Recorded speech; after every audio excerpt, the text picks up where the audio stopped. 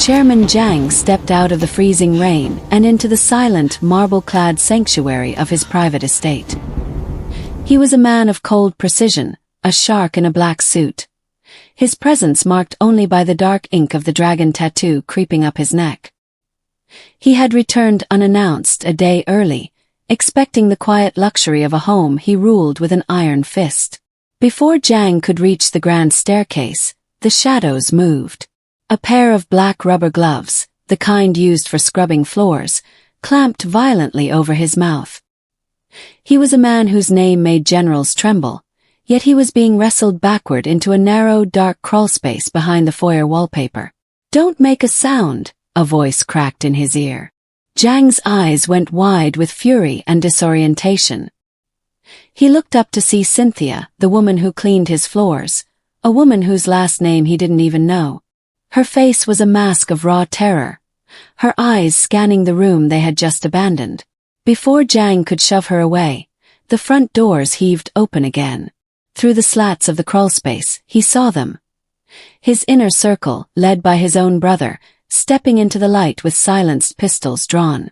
In that heartbeat the world inverted. The king was helpless, and the invisible woman was his only shield. Cynthia gripped his arm, her black gloves trembling but firm. She didn't look at him as a boss. She looked at him as a man about to die unless she led him through the secret veins of the house she knew better than he ever would. The crawlspace smelled of cedar and old dust, a suffocating contrast to the ozone and expensive cologne Jiang usually inhabited. Cynthia's hand remained firm over his mouth, the textured rubber of her glove pressing against his lips. He could feel the frantic, rhythmic thrumming of her pulse through the latex, a heartbeat that was currently keeping time for both of them. Through the narrow sliver of the ventilation slat, the foyer looked like a distorted stage play. Boots crunched on the marble. 2 men Jiang had personally recruited, men he had paid for their absolute loyalty, fanned out with surgical efficiency. Then came the silhouette that made Jiang's blood turn to ice. His younger brother, Seojun, stepped into the center of the room. He wasn't wearing his usual frantic, eager-to-please expression. He looked calm. He looked like a man who had finally come home to a house he already owned. Seojun walked toward the high-backed leather chair near the fireplace, Jiang's chair, and sat down with a slow, deliberate exhale.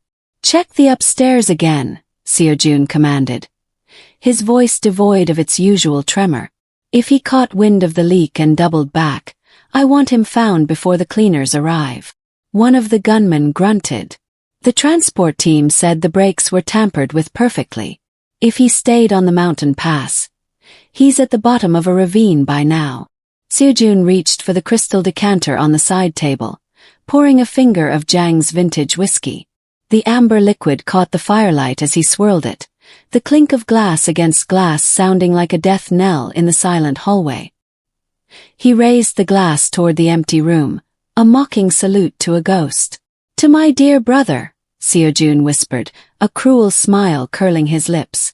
A man so obsessed with the view from the top that he never noticed the ground crumbling beneath him. A tragic, unfortunate accident on the road. Such a waste of a sharp mind. Jiang felt a roar of primal fury build in his chest. His fingers instinctively curled into fists, his knuckles turning white. He wanted to burst through the lath and plaster, to wrap his hands around Seojun's throat and show him exactly how much ground was left. But as he tensed to move, Cynthia's other hand gripped his shoulder. She leaned in, her forehead pressing against the back of his head in a silent, desperate plea. "Don't," her posture screamed. "Not yet." Jiang forced himself to breathe through his nose, the scent of her lemon-scented cleaning supplies mixing with a metallic tang of his own adrenaline. He watched his brother take a long, satisfied sip of the whiskey. His whiskey, while the men he called brothers hunted for his corpse. The realization was a physical blow to his gut. He was a king in a black suit, hidden in the dirt of the walls, watching his world being toasted away by the only blood he had left. Cynthia didn't wait for the glass to touch Seojun's lips. She moved with a silent, fluid grace that felt like a rebuke to Jiang's own heavy-handed power. With one hand still anchoring him to the present and the other guiding the way, she pressed against a section of the cedar paneling that Jiang had always assumed was merely decorative. It groaned with the weight of years, yielding to reveal a passage so narrow the air felt thin and reclaimed. They stepped into the veins of the estate, a world of exposed copper pipes, humming electrical conduits, and the rhythmic thud of the industrial HVAC system. This was the map of the invisible. For years, Jiang had walked the marble floors above, oblivious to the labyrinth beneath his feet. He had designed this house to be a fortress, but as Cynthia led him through the dim, amber glow of the service lights, he realized he only knew its skin. She knew its soul. She moved through the junctions without hesitation, her black gloves occasionally brushing against the cold metal of the pipes to steady them. She knew which floorboards would shriek under a man's weight and which shadows were deep enough to swallow a silhouette. Jiang, the man who prided himself on total surveillance and absolute intelligence, felt a stinging surge of humiliation. He was a tourist in his own kingdom. "This way, Chairman," she breathed, her voice barely a vibration against the hum of the house. She pointed toward a rusted iron ladder that ascended into a vertical shaft. "The laundry chute bypass. They won't look here. They don't think we exist enough to hide in the places we work." The irony was a jagged blade. Jiang looked at the back of Cynthia's head, at the stiff white lace of her headband now dusted with cobwebs. He had spent millions on biometric scanners and high-tech security, yet his life currently depended on the spatial memory of a woman he had never looked at twice. He realized with a jolt of clarity that while he had been watching the cameras, Cynthia had been watching the people. She had seen the hushed conversations between guards. She had felt the shift in the house's temperature long before the first gun was drawn. As they squeezed through a crawlspace barely wide enough for his broad shoulders, Jiang saw a small makeshift shrine tucked behind a water heater, a faded photo of a family, a small wooden cross, and a stack of his own discarded newspapers. This was her world. While he had been playing God in the rooms above, she had been building a life in the gaps he left behind. He wasn't just being saved. He was being humbled by the sheer, resilient depth of a woman he had categorized as help. The house he thought was his fortress was actually hers, and for the first time in his life, Chairman Jiang understood that he was the guest. The space was so narrow that Jiang was forced to press his chest directly against the rough insulation of the inner wall, his nose inches from the back of Cynthia's neck. The air was stagnant, tasting of drywall dust and forgotten years. Cynthia's black glove's hand remained like a brand over his mouth, not out of aggression now, but as a desperate anchor. A sharp thud echoed through the hollow cavity, the sound of a heavy body leaning against the very drywall that concealed them. Jiang froze. Through the thin plaster, he could hear the rhythmic, wet sound of a man chewing gum. He could hear the metallic click of a safety being toggled on a firearm. The killer was so close that the vibration of his weight caused the wooden studs beside Jiang's head to groan. "Nothing in the master suite," a muffled voice grunted on the other side. "He's not here. Maybe the Mountain Pass team actually finished him." "Seo Jun wants a body," a second voice replied further away. "He doesn't get the seat until he has the ring off Jiang's cold finger. Keep looking. Check the closets again." The man leaning against the wall shifted, his shoulder blade digging into the plaster. For Chairman Jiang, the sensation was transformative. He was the ghost in the machine of his own life. To these men, he was no longer the great chairman, the dragon of the underworld. He was a task to be completed, a body to be found. He felt a terrifying, raw vulnerability, a stripping away of the royal blue armor he wore. He looked at Cynthia. In the sliver of light filtering through a mounting screw hole, her eyes were locked onto his. They weren't filled with the submissive deference he had demanded for years. They were filled with a fierce, protective intelligence. She wasn't just hiding him. She was holding his shattered ego together with the strength of her gaze. The footsteps finally receded, the floorboards above them groaning as the hunters moved toward the west wing. Only then did the man against the wall push off, the vibration of his departure feeling like a physical release. Zhang let out a breath he felt he had been holding since he stepped through the front door. The darkness of the wall cavity no longer felt like a prison. It felt like the only honest place left in a house built on a foundation of betrayal. He was a ghost, yes, but for the first time he was a ghost who could see exactly who was haunting him. They slipped further into the bowels of the estate, navigating a duct that led to a windowless, concrete-walled alcove tucked behind the massive industrial boilers. This was Cynthia's sanctuary, a break room no larger than a walk-in closet, furnished with a single folding chair and a small wooden crate that served as a table.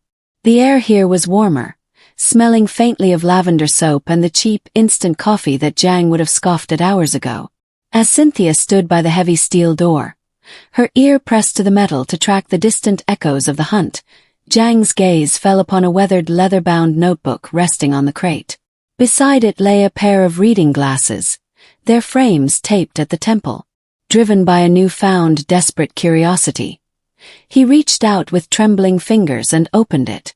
He expected to find grocery lists or cleaning schedules. Instead, he found a meticulously kept ledger of his own downfall. Page after page was filled with Cynthia's neat, slanted handwriting. She had recorded dates, times, and descriptions of every unofficial visitor his brother had hosted while Zhang was away at the docks or overseeing international shipments. There were sketches of license plates and notes on the shifted loyalties of his favorite bodyguards. Tuesday, 2 a.m. Seojun met with the man from the rival cartel. They didn't argue, they shook hands. One entry read. Another noted. The head of security stopped wearing the chairman's pin today. He looks at the brother now, not the door. Zhang felt a cold, hollow ache in his chest. 4 years, he had spent millions on high-tech surveillance and elite counterintelligence, yet he had been blinded by his own towering ego. He had looked over Cynthia's head, treating her like a piece of automated machinery, while she had been the only one truly standing watch. She had seen the rot in his foundation while he was busy admiring the gold leaf on the ceiling. "You knew," Zhang whispered, his voice cracking as he looked up from the notebook. Cynthia didn't turn around, her silhouette rigid against the door. "I tried to tell you, Chairman. 3 times. I left the tea on your desk longer than usual. I tried to speak when I brought the morning paper. But you never looked at me. You only looked at the tray." The ledger was more than a collection of secrets. It was a record of his own arrogance. Every entry was a warning he had been too important to hear. In this cramped, dim room, surrounded by the evidence of his blindness, the powerful Chairman Zhang felt smaller than he ever had in his life. He realized then that his empire hadn't been stolen by his brother. He had handed it away the moment he decided that people like Cynthia didn't matter. The heavy steel door of the break room offered only a moment's sanctuary before the sound of a heavy, rhythmic thud echoed from the main kitchen area. It was the sound of a professional, someone checking corners, someone who knew how to clear a room. Through the thin gap in the ventilation duct, Zhang saw the sweep of a tactical light. A mercenary, clad in matte black gear that made his own black suit look like a neon target, stepped into the pantry. Zhang's hand instinctively went to his waist, but there was no holster there, only the fine fabric of his trousers. He was a predator without teeth. Cynthia saw his movement and immediately shook her head, her eyes wide and commanding. She reached into her cleaning cart, her black-gloved hands moving with a frantic but precise speed. She didn't grab a weapon. She grabbed a bottle of industrial-strength ammonia and a canister of powdered bleach. "Stay behind me," she mouthed. She poured a concentrated puddle of the ammonia into a metal bucket, then tipped the bleach in. Zhang watched, mesmerized and horrified, as a faint, acrid cloud began to hiss from the container. He knew enough of the streets to recognize the birth of a toxic cloud. Cynthia didn't wait for it to spread. She shoved the bucket through a small service hatch that led directly under the main kitchen island and slammed the small door shut. Seconds later, a violent, hacking cough erupted from the other side of the wall. The mercenary's tactical light began to dance wildly against the ceiling as he struggled to breathe, the caustic gas searing his lungs. The sound of a heavy body stumbling against metal prep tables echoed through the ductwork. "Now," Cynthia whispered.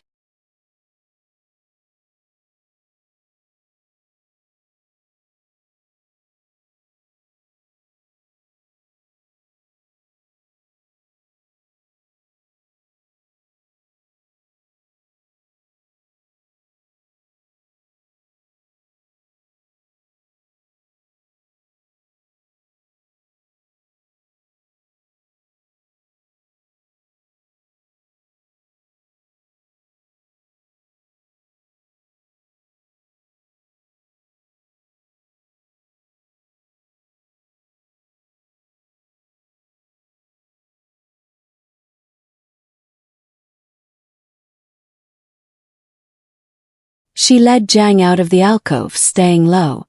As they crept through the shadows of the kitchen, Jiang saw the mercenary on his knees, clutching his throat. His rifle discarded on the floor as he fought for air. The man Jiang would have tried to fight with his bare hands had been neutralized by the very tools used to keep his floors shiny. The air in the kitchen was thick with the stinging scent of chemicals, but Cynthia knew the exact path to the service entrance where the ventilation was strongest. She moved with the confidence of a general navigating a battlefield she had spent years preparing. Jiang followed, his eyes burning and his throat tight, but his mind was clearer than it had ever been. He wasn't just escaping, he was learning. He was witnessing a form of warfare he had never considered, the rebellion of the invisible. As they slipped past the gasping killer and into the darkened service hallway, Jiang realized that in this house, his money was worthless, but Cynthia's chemistry was everything. The cold dampness of the concrete stairwell seeped through Jiang's expensive leather shoes, but the chill in his bones was far worse. He slumped against the rough wall, his legs finally buckling under the weight of a world that had vanished in a single hour. The black of his suit, once a symbol of untouchable authority, now felt like a burial shroud. He stared at his hands, the hands that had built an empire, signed death warrants and moved markets, and found them shaking uncontrollably. "It's over," he rasped, the words catching in a throat still raw from chemical fumes. "My brother. My men. They didn't just take the house, Cynthia. They took the name. I am a dead man walking through walls." He looked up at her, his eyes hollow. For the first time, the broken lion was visible. The tattoo on his neck, usually a warning of his lethal nature, now looked like a mark of a man already claimed by the grave. He was ready to stop, to sit in the dark and wait for the end. The betrayal had carved out his center, leaving nothing but the ghost of a chairman. Cynthia didn't offer him a gentle hand or a soft word of comfort. She stepped into his space, her shadow looming over him in the dim amber light of the service corridor. She reached down and gripped the lapels of his suit with her black-gloved hands, forcing him to look her in the eye. "You think you're dead because they took your chair," she whispered, her voice a sharp, jagged blade that sliced through his self-pity. "I have spent 10 years cleaning up after men like you. I have seen you command rooms without saying a word. I have seen you survive things that would break a normal man. You didn't become Chairman Jiang because of a leather chair or a bank account." She tightened her grip, pulling him inches from her face. Her eyes were fierce, burning with a fire that demanded he recognize himself. "You are the man who survived the docks. You are the man who built a fortress out of nothing. My people have been invisible for centuries, Chairman, and we are still here because we don't stop when the world says we're done. Now you stand up. You find that man who makes others tremble, or you die in this dirt. But if you die, you're going to do it on your feet." Jiang stared at her, stunned. The raw power in her voice acted like a strike of lightning to his heart. The shaking in his hands didn't stop, but it changed. It became the vibration of a coiled spring. He saw the reflection of a leader in her gaze, a version of himself he had forgotten in his own arrogance. He reached up, placing his hand over hers, feeling the strength in her grip. Slowly, painfully, he pushed himself off the wall. The lion wasn't whole yet, but the roar was returning to his blood. The silence of the service hallway was broken by a rhythmic, metallic dripping. As they rounded the corner toward the main staff quarters, the air grew heavy with a familiar copper tang that Jiang knew all too well. Cynthia stopped abruptly, her hand flying to her mouth, her black-gloved fingers trembling. There, slumped against a white marble pillar that Jiang had imported from Carrara, was Old Man Kim. He had been the estate's head gardener for 30 years, a man whose only crime was tending to the roses with a devotion that bordered on the sacred. His throat had been opened with surgical precision. The blood had pooled on the pristine floor, staining the white stone in a wide, jagged map of cruelty. Jiang felt a coldness settle in his chest that no whiskey could ever thaw. This wasn't a strategic coup. It wasn't the clean, clinical removal of a leader that the Mafia codes dictated. This was a massacre. Seojun wasn't just taking the throne. He was burning the kingdom to ensure no one was left to remember the old king. The sight of the gardener's lifeless eyes, still staring toward the window as if waiting for the morning sun, stripped away the last of Jiang's detachment. For years, he had justified his violence as business, a necessary byproduct of power. But as he looked at Cynthia, who was now weeping silently, her shoulders shaking under the weight of a grief he had never allowed himself to feel, the reality of his life crashed down on him. He had created a world where a man who loved flowers was executed for a brother's greed. He had built a fortress that protected no one but himself. The stakes were no longer about a black suit or a seat at the head of a table. If they didn't get out, Cynthia would be next. Not because she was a threat, but because in Seo Jun's world, she was nothing more than a witness to be erased. Jiang reached out, his hand steady for the first time that night. He didn't grab her lapels this time. He placed a firm, grounding hand on her shoulder. "He loved those roses," Jiang whispered, his voice low and vibrating with a new, dark purpose. "He will have justice, Cynthia. I promise you." The marble was cold, and the blood was still warm, but as they stepped over the red trail and back into the shadows, the chairman was gone. In his place was a man who finally understood that a massacre only ends when someone is brave enough to strike back from the dark. The cool, gasoline-scented air of the underground garage felt like freedom, but it was a trap of concrete and shadows. They moved like ghosts between rows of exotic cars, monsters of chrome and carbon fiber that now looked like gravestones in the dim fluorescent flicker. Cynthia led him toward a nondescript SUV tucked in the service bay, her black-gloved hand tight on his sleeve. They were 20 feet from salvation when the mechanical whine of a suppressed slide being racked echoed through the cavernous space. "Chairman," a voice called out, smooth and devoid of heat. Jiang stopped. Out of the darkness stepped a man in a tactical vest, his face obscured by a balaclava. It was Huan, the syndicate's premier cleaner, a man Jiang had personally trained to be a shadow. He didn't raise his weapon immediately. He simply stood there, a professional admiring a fallen god. "Seo Jun said you were a ghost," Huan said, leveling the suppressed pistol. "I told him ghosts don't bleed."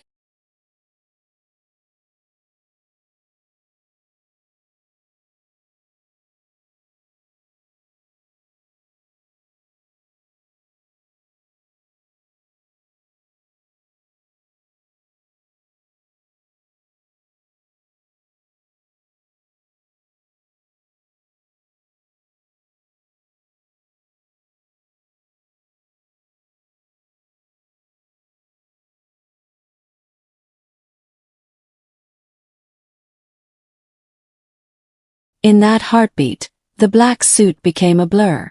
Jiang didn't retreat, he lunged.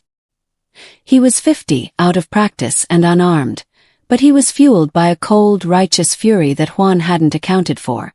Jiang's hand shot out, redirecting the barrel as the first shot hissed into the concrete. The recoil stung his palm, but he didn't let go. He drove his shoulder into the assassin's chest, slamming him against the side of a luxury sedan. But Huan was younger, faster. He dropped the pistol and transitioned to a combat knife, the blade catching the overhead light. He slashed upward, open-ended steel grazing Jiang's forearm. Jiang grunted, his foot slipping on a patch of oil. He was losing. The broken lion was being outmatched by his own creation. Suddenly, a heavy, wet thud echoed through the garage. Huan's head snapped back as a heavy industrial fire extinguisher slammed into his temple. Cynthia stood there, her face a mask of desperate resolve, her red gloves gripping the cold metal canister like a war hammer. The distraction was all Jiang needed. He roared, a sound that finally reclaimed his territory, and delivered a devastating knee to Huan's midsection before grabbing the man's head and driving it into the reinforced glass of the car window. The glass shattered. Huan went limp, sliding to the oil-stained floor in a heap of tactical gear and broken pride. Jiang stood over him, chest heaving, blood dripping from his sleeve onto his white shirt.